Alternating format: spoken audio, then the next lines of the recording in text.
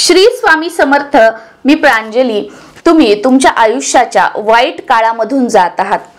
आपल्या माणसांनी साथ सोडलेली आहे.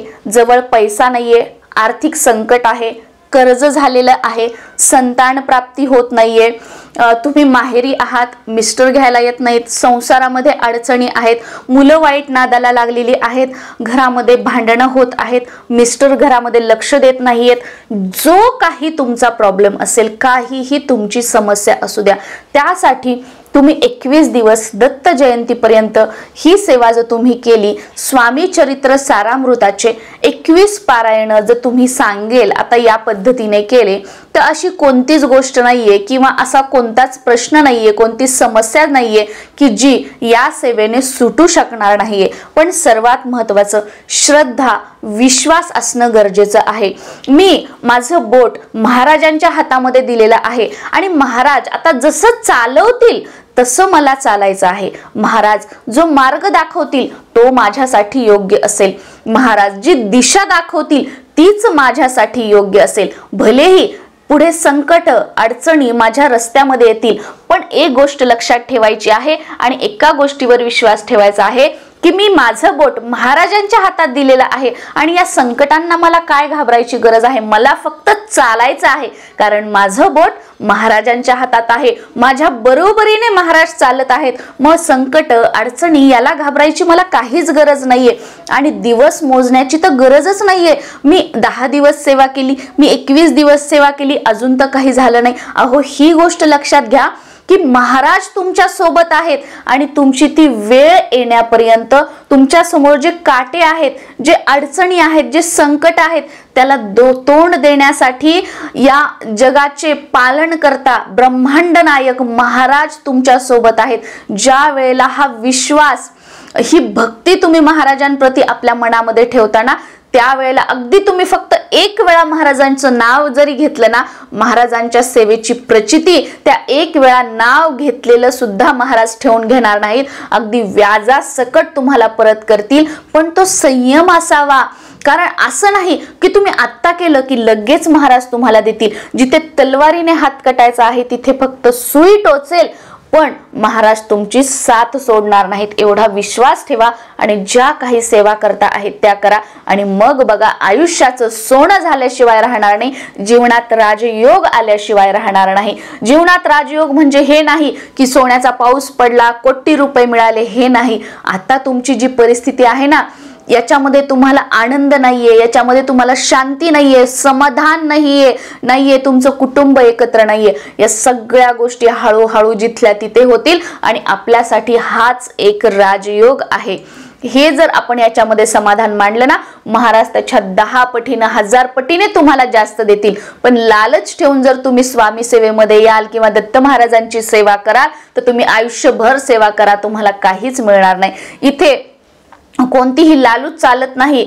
कोणताही मी हे करेल ते करेल किंवा वरून केलं आतून नाही केलं हे चालणार नाही. इथे फक्त अंतकरणापासून भक्ती लागते आणि जो आपलं अंतकरण इथे ठेवतो, महाराजांना शरण जातो, त्याला आयुष्यामध्ये काहीही मागण्याची सुद्धा गरज पडणार नाही. न मागता महाराज त्याला सर्व काही देतात, असे आपले महाराज आहेत.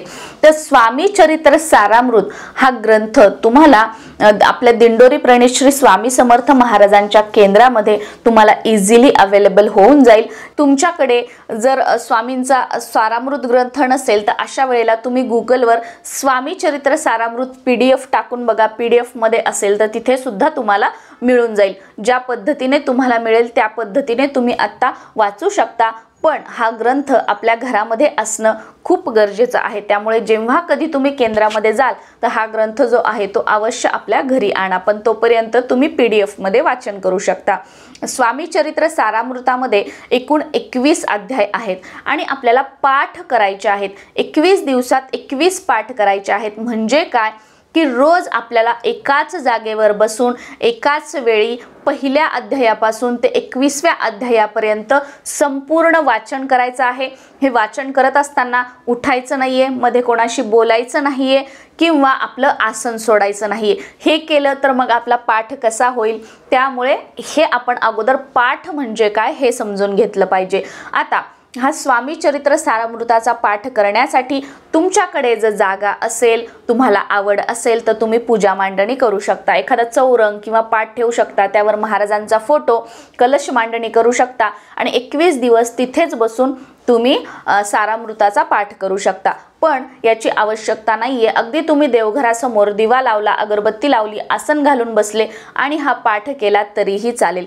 21 दिवस तीच वेळ, म्हणजे पहिल्या दिवशी तुम्ही ज्या वेळेला केला तर 21 दिवसापर्यंत त्याच वेळेला जर तुम्ही हा पाठ केला तर खूप उत्तम आहे. तुम्हाला खूप लवकर अनुभव येतील.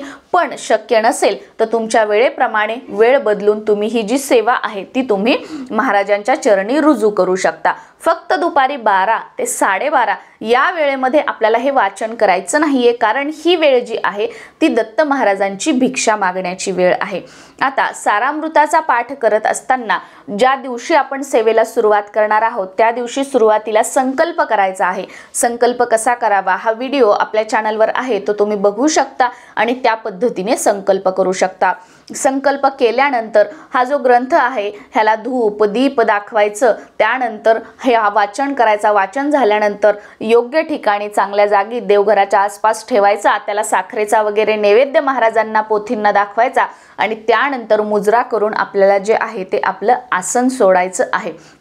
आता स्वामी चरित्र सारामृताचा पाठ करताना नियम काय आहेत? तसं बघा, गुरुचरित्रासारखे अवघड कोणतेही नियम नाहीयेत.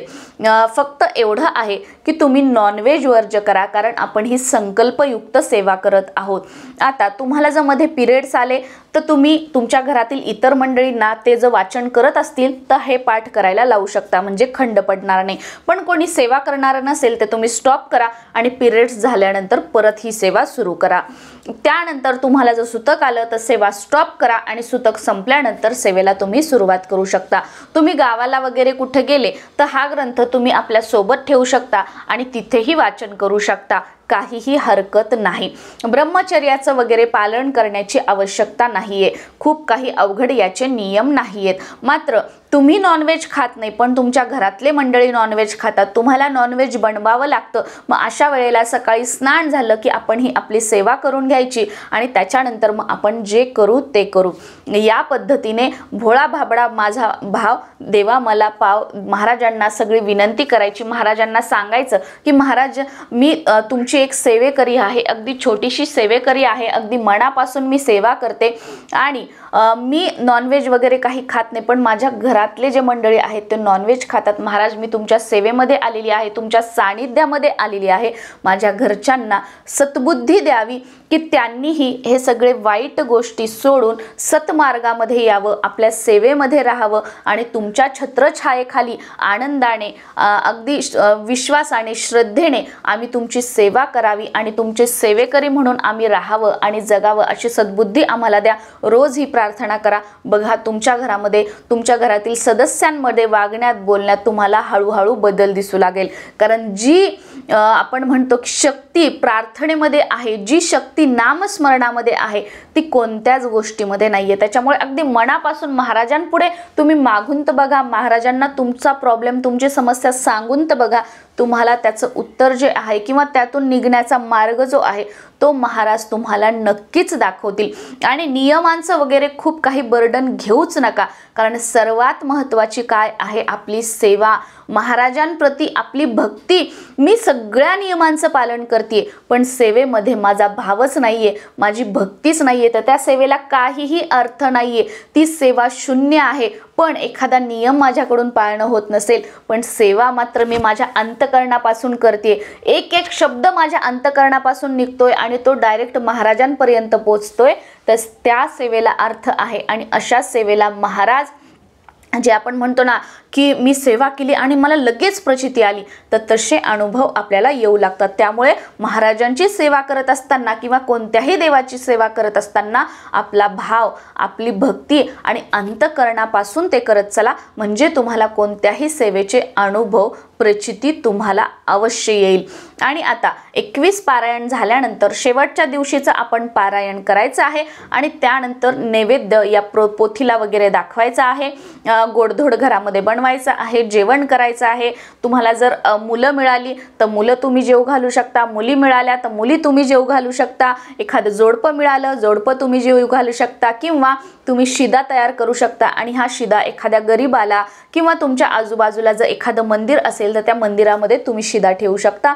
किंवा तुमची इच्छेप्रमाणे की मी जर मुलं बोलवले असते किंवा मी अन्नदान केलं असतं तर मला एवढा खर्च आला असता, तर तेवढे पैसे काढा आणि तुमच्या घराच्या आजूबाजूला जिथे कुठे केंद्र आहे किंवा दत्त महाराजांचं मंदिर आहे तिथे जाऊन गुप्त दानपेटीमध्ये करा की महाराज मी ही 21 दिवसांची सेवा केलेली आहे आणि उद्यापन स्वरूप मी हे जे आहे ते गुप्तदान करत आहे, माझ्या सेवेचा स्वीकार करा आणि तुमचा कृपा तुमची आशीर्वाद माझ्यावर व माझ्या कुटुंबावर अखंड राहू द्या व अशीच माझ्याकडून सेवा घेत राहा. साध्या सोप्या पद्धतीने याचं उद्यापन करायचं आणि आपली सेवा जी आहे ती महाराजांच्या चरणी आपल्याला रुजू करायची आहे.